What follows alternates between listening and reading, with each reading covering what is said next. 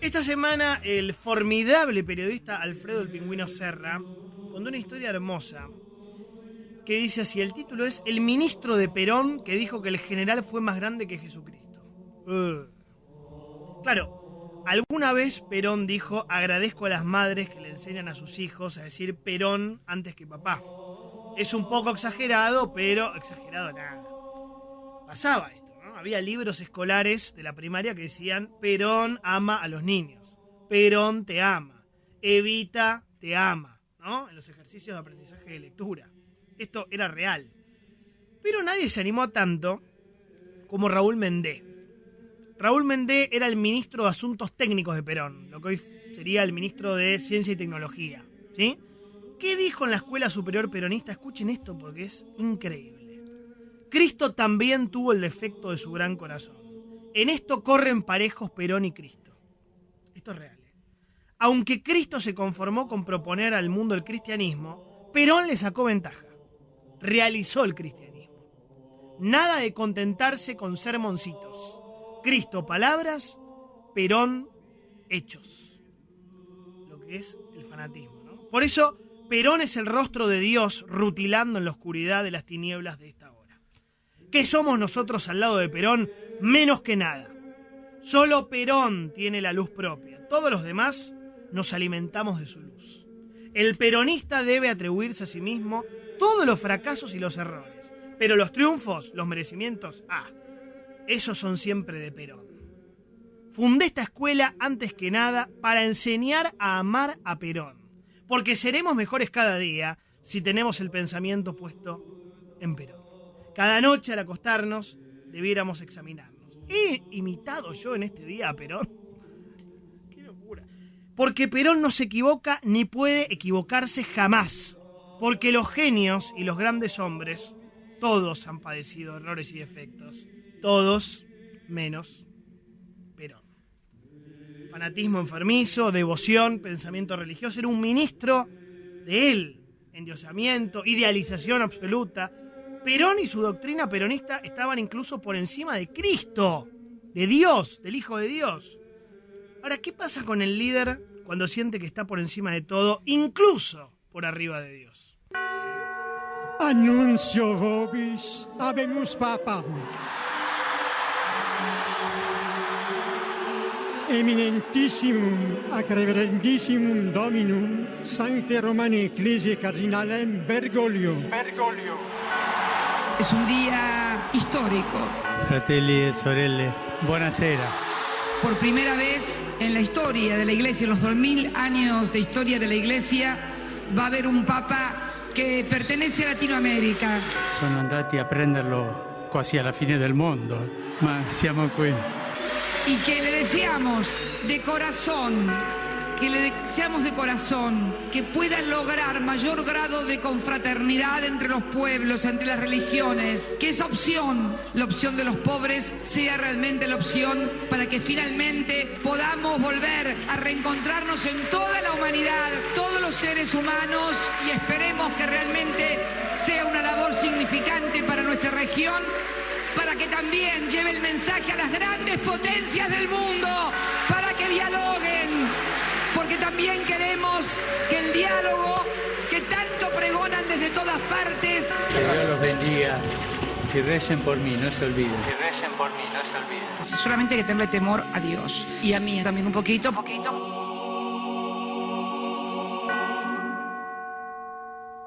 Ahí estaba Cristina enseñándole al Papa cómo tenía que ser Papa, ¿no? Ese día. El 13 de marzo de 2013 es un día que ni Jorge Mario Bergoglio ni Cristina Fernández de Kirchner van a olvidar jamás. El primero porque fue electo Papa. Y la segunda porque en ese acto dejó de ser automáticamente el ciudadano argentino más importante. Por eso, ahí Cristina decía una cosa pero su cara decía otra, ¿no? Ella hablaba, pero su tono claramente marcaba que no estaba feliz por lo que estaba pasando. Cristina, como buena peronista de Perón, que en otra instancia de poder supere su liderazgo, no lo soportó, ¿no? Un sector del kirchnerismo fanático, como el primer peronismo, también conservaba ese relato mesiánico, ¿no? No hay nada por encima de los Kirchner. Ellos marcan el camino. Son líderes políticos, morales, espirituales de la nación. Néstor no se murió. Néstor vive en el cielo, ¿no? La puta madre que lo parió. Sin embargo, esa jornada de marzo, el que hasta ese momento era un simple arzobispo de Buenos Aires, se convirtió en el argentino más importante del mundo. Ese que se había cansado de hacer homilías criticando al kirchnerismo, el autoritarismo, el pensamiento único, el ocultamiento de la pobreza. ¿Sí? Ese que había criticado la ley de matrimonio gay o igualitario como una movida del demonio, del diablo, para destruir el plan de Dios. Ese que, según Néstor Kirchner, era el articulador de la oposición. Entonces, ¿cómo soportar que uno de los malos, porque Bergoglio era de los malos para el kirchnerismo, sea ahora más importante que el líder natural de mi propio partido o religión? Porque muchas veces el kirchnerismo es una religión.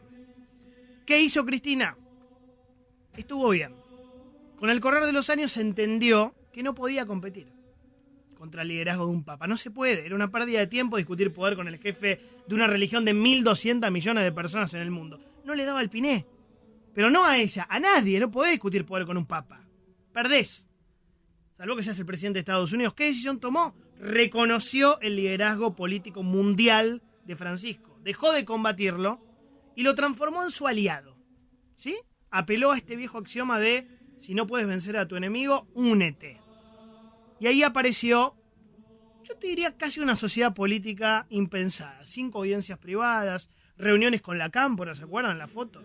Fotos con Guillermo Moreno, rosarios bendecidos para Milagro Sala, cartas para Eve Bonafini. Un papa diferente.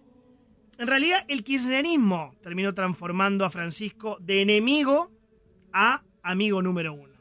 Por eso Cristina Kirchner, ayer, apela a él para defenderse de las causas de corrupción. ¿Qué hizo? Citó este comentario del Papa. Manifestarles mi preocupación por una nueva forma de intervención exógena en los escenarios políticos de los países a través del uso indebido de procedimientos legales y tipificaciones judiciales. El lawfare, además de poner en serio riesgo la democracia de los países, generalmente es utilizado para minar los procesos políticos emergentes y propender a la violación sistemática de los derechos sociales. Es fundamental detectar y neutralizar este tipo de prácticas que resultan de la impropia actividad judicial en combinación con operaciones multimediáticas paralelas. Parecía escrito la medida de Cristina, ¿no? Fíjate qué interesante. Pasamos del odio recalcitrante a la figura de Bergoglio a usar políticamente al Papa para defenderse de la corrupción. Pasamos de tratar a Bergoglio como, yo recuerdo, cura gorila, jefe de la oposición, amigo de Manieto, cómplice de la dictadura. Berbisky al día de hoy le sigue diciendo eso, ¿no? A reivindicar las palabras del Santo Padre, o sea, oportunismo del más vulgar, ¿sí? Creo que en algo tiene razón la expresidenta. Manieto no la quiere, Bonadío tampoco, Macri menos. Los tres seguramente la quieren ver presa, les encanta que tenga ya 13 procesamientos y 7 pedidos de prisión preventiva. El problema es que no contesta sobre el tema de fondo. Dice Bonadío en su fallo de ayer que está demostrado que la expresidenta se quedó con una bóveda, ¿no?, del subsuelo en su casa del Calafate con por lo menos 30 millones de dólares. Dice eso el fallo. Ese dinero eran coimas de empresarios de la obra pública que se cartelizaban y arreglaban las licitaciones con el Ministerio de Julio Devido. La respuesta a esto que dice el fallo es apelar al viejo y querido argumento de la persecución política. Y la novedad, escudarse en el Papa Francisco. Lo interesante es que en este caso, el escudo también se deja usar. A partir de este momento comienza Viale 910 con Jonathan Viale por Radio La Red AM 910. Pasión por la radio.